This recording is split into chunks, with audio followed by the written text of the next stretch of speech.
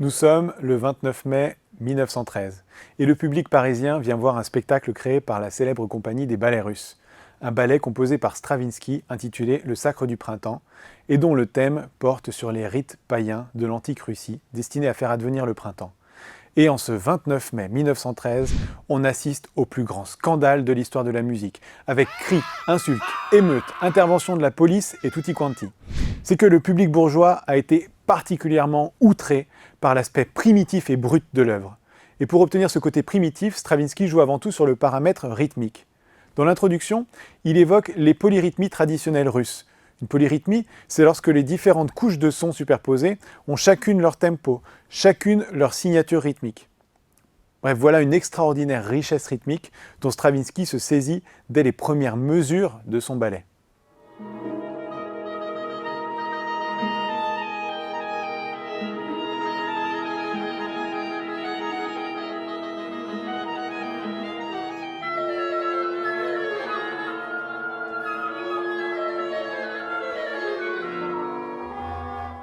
Plus loin, dans les augures printaniers, il impose une rythmique très ferme, très stable, sur un seul et même accord répété 270 fois, avec l'orchestre en bloc, mais les accents sont complètement irréguliers, imprévisibles.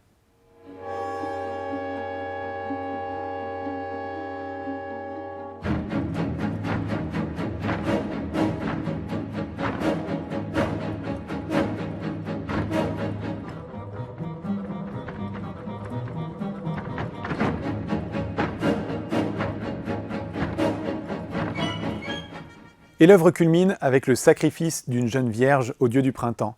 Et dans cette danse sacrale, Stravinsky fait quelque chose de fou. Il change de chiffrage de mesure quasiment à chaque mesure, ce qui donne une musique dont il est impossible de sentir une pulsation régulière.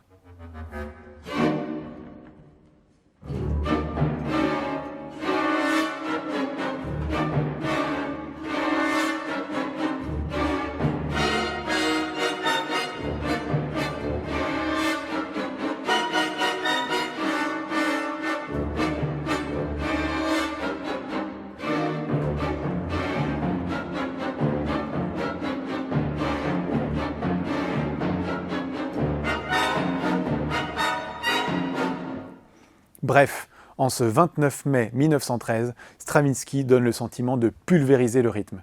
Mais que nenni! Il n'a fait que le libérer, le décharger du poids dont la tradition savante l'a chargé en l'apprivoisant, en l'éduquant, en le polissant.